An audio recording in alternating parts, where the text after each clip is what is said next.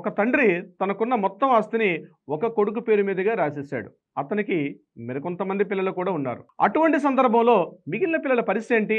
అంటే విల్లు ఉంది కాబట్టి ఇంక కరెక్టేనా? కూతురు కోర్టులో కేసు ఫైల్ చేస్తే గెలుస్తుందా లేదా? నేను ఎగ్జాంపుల్ నా దగ్గరికి రీసెంట్‌గా వచ్చినటువంటి ఒక క్లయింట్ యొక్క డీటెయిల్స్ నేను రీసెంట్‌గా చేసినటువంటి ఒక కేసుని నేను మీతో షేర్ చేసుకున్న ప్రయత్నం చేస్తాను. విజయవాడకు చెందినటువంటి రామచంద్రరావు అన్నటువంటి ఒక వ్యక్తి, అతను రీసెంట్‌గా తను ఎన్నో రకాలుగా కష్టపడి సుమారుగా ఒక 15,00,00,000 రూపాయల విలువైన ఆస్తిని తన జీవితంలో తను కూడబెట్టుకున్నాడు. అతనికి ఒక కొడుకు, ఇద్దరు కూతుర్లు కూడా ఉన్నారు. భార్య కూడా ఉంది. అయితే చివరి సమయంలో ఏం జరిగిందంటే ఒక కొడుకు మాత్రమే ఆ తండ్రిని దగ్గరగా చూసుకున్నాడు. అతని యొక్క బాగోగులు అంటే అతని యొక్క మెయింటెనెన్స్ గాని, అతనికి మెడిసిన్స్ గాని, అతని ఎంటైర్ పూర్తిగా అన్ని విషయాలు కూడా కేవలం కొడుకు మాత్రమే చూసుకున్నాడు. వన్ ఫైన్ డే ఈ తండ్రి ఏం చేశాడంటే ఆ ఎంటైర్ ప్రాపర్టీని కొడుకు పేరు మీదుగా రిజిస్టర్డ్ విల్ డీడ్ కూడా చేయించాడు. అయితే అతను చనిపోయాడు. అతను చనిపోయిన కొద్ది రోజుల తర్వాత ఈ విషయం కూతుర్లో కూడా తెలుసు. అతను చనిపోయిన కొద్ది రోజుల తర్వాత ఈ విల్ డీడ్ రాసిన విషయం వెలుగులోకి వచ్చింది. ఇమ్మీడియట్‌గా పెద్ద కొడుకు పిలిచి, ఇగో నాన్నగారికి ఉన్నటువంటి ఆస్తి మొత్తం నా పేరు మీదుగా రాశారని చెప్పి ఆ విల్ డీడ్‌ని షో చేయడం జరిగింది. ఇప్పుడు మిగిలిన ఇద్దరు అమ్మాయిలు కూడా ఒక్కసారి షాక్ గురయ్యారు. అంటే మా నాన్నగారికి మేము పుట్టడం మేము చేసింది తప్ప ఇందులో ఏదో డౌట్ ఉంది అని అనుమానం వ్యక్తం చేస్తూ వాళ్ళు ఇమ్మీడియట్‌గా కోర్టుకెళ్లారు. కోర్టులో కేసు వేశారు. అంటే రిజిస్టర్డ్ విల్ డీడ్ ఉంది కాబట్టి ఇమ్మీడియట్‌గా ఆ కొడుకుకే అంటే ఎవరి పేరు మీదుగా రిజిస్టర్డ్ విల్ డీడ్ చేశారో అతనికే పూర్తిగా వాటా చెందుతుంది అనుకున్నారు చాలామంది. అవును, విల్ డీడ్ ఉంది కదా, అది కూడా రిజిస్టర్డ్ విల్ డీడ్ కదా, కోర్టులో కేసు ఫైల్ చేశారు కాబట్టి అతని విల్ డీడ్ ప్రకారం కొడుకుకే వస్తుంది, కూతుర్లకి ఈ ఆస్తి మీద ఎటువంటి హక్కు రాదు అనుకున్నారు. కానీ కోర్టు అన్ని విషయాలు ఒక రకంగా చూస్తుందా? కాదండి. కోర్ట్ ఈజ్ వెరీ జెన్యూన్‌గా చూస్తుంది. నిజంగానే కోర్టు పరిశీలించిన విషయాలు మాత్రం చూస్తే ఆశ్చర్యపోవడం మీ వంతు అవుతుంది. ఎందుకంటే ఈ మాట చెప్తున్నానంటే ఆ will deed first court decide చేసేది అది నిజంగా లీగల్‌గా చెల్లుబాటు అయ్యే విల్ డీడ్ అవునా కాదా?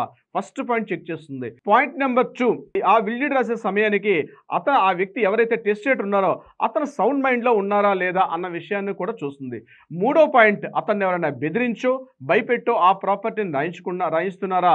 లేకపోతే అతను ఓపెన్ హార్ట్‌గా రాస్తున్నారా అన్న విషయాన్ని కూడా చూస్తుంది. మరొకటి వెరీ వెరీ మోస్ట్ ఇంపార్టెంట్, అక్కడ ఉన్నటువంటి ఆ డాక్యుమెంట్‌లో ఉన్న సిగ్నేచర్స్ అంటే సాక్షుల సంతకాలు అవి కరెక్ట్‌గా జెన్యూన్ పర్సన్స్ పెట్టారా? లేకపోతే దాన్ని ఎవరైనా హైడ్ చేశారనే విషయం కూడా తెలుసుకుంటుంది.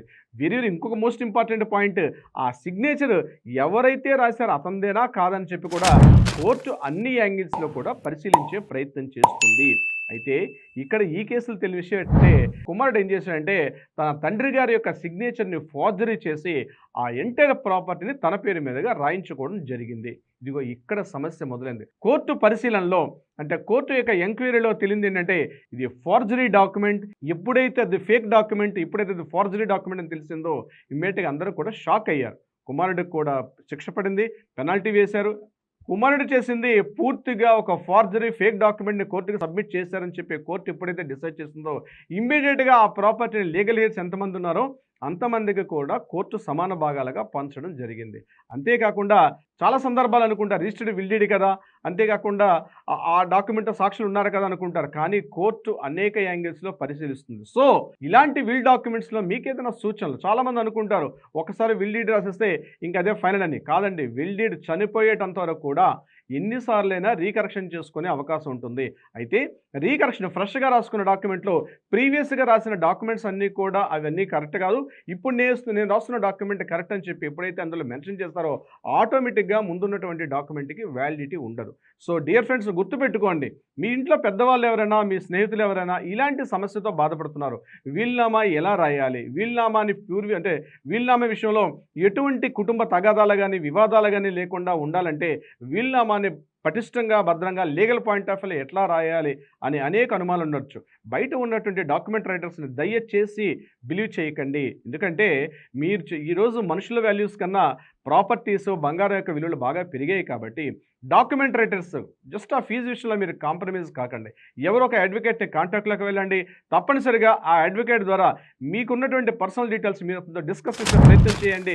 డెఫినెట్‌గా అతను మీకు లీగల్ పాయింట్ ఆఫ్ వ్యూలో ఏది కరెక్ట్, ఎలా చేస్తే కరెక్ట్, ఏ రకంగా చేయడం వల్ల మీరు ఇంత కష్టపడి సంపాదించుకున్న ఆస్తిని తర్వాత మీ ముందు పూర్వీకులు అంటే మీ వారసులకు ఎటువంటి ఇష్యూస్ లేకుండా ఉండాలంటే ఎంత పటిష్టంగా వీలునామా రాయాలన్నది మీకు క్లియర్గా ఎక్స్ప్లెయిన్ చేసే ప్రయత్నం కూడా చేస్తారు. డియర్ ఫ్రెండ్స్, దీనికి సంబంధించి మీకు ఏదైనా సలహాలు సూచనలు కావాలంటే కింద స్కూల్తో మిమ్మల్ని కాంటాక్ట్ చేయడం మర్చిపోవద్దు.